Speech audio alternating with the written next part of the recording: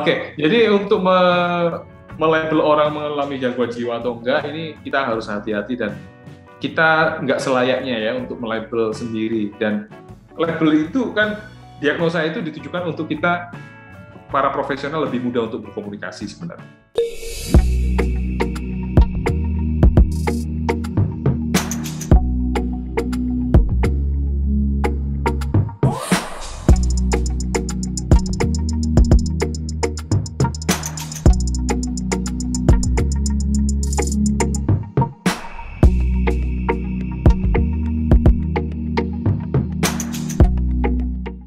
Baik, kita langsung aja Pak, dari pertanyaan yang mungkin tidak terlalu berat nih Pak. Apakah tipe orang pendendam itu termasuk penyakit dari gangguan jiwa Pak Danang?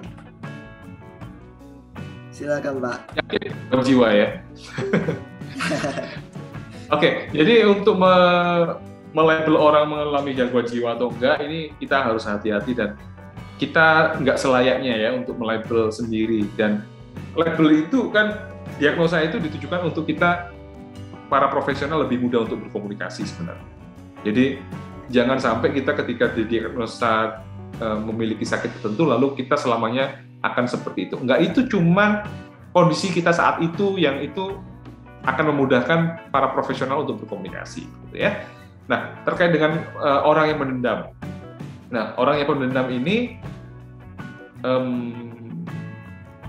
ada yang memang disebabkan oleh fungsi dan struktur otaknya, ada juga yang memang karena ada tumpukan luka batinnya, sehingga dia sulit untuk memaafkan, selalu terpikir terus bagaimana dia dizolimi dan seterusnya. Tapi semuanya, kedua-duanya itu bisa dilatih, Mas. Apakah itu karena faktor fungsional atau faktor fungsi morfologi otak, gitu. Itu kedua-duanya saya yakin itu bisa dilatih, gitu ya.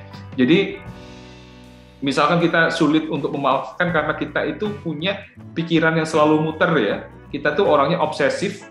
Dari dulu kita tuh kalau sudah memikirkan sesuatu itu terobsesi terus, pikiran terus.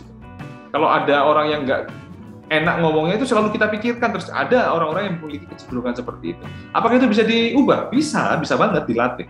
Gitu ya. Bisa dilatih dengan menggunakan sudut pandang lain, bisa dilatih ya lobus frontalnya untuk mikir secara logis gitu. Ada alternatif pikiran lain gitu. Bisa dilatih. Kalau nggak dilatih ya kita nggak nyadari bahwa kita ini sebenarnya bisa mengkontrol itu semua, ya kita nggak akan tahu kalau itu bisa dikontrol. Jadi kalau kita mudah untuk tidak memaafkan orang, mungkin kita nggak perlu untuk melabel, oh saya ini pendendam. Nah itu karena akan menjadi label ya untuk diri kita dan kita akan merujuk, ya kan saya sulit memaafkan karena saya pendendam.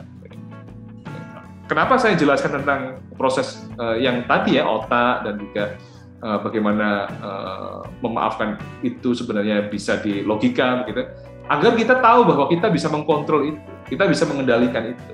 Ya, kira-kira begitu Mas Fian.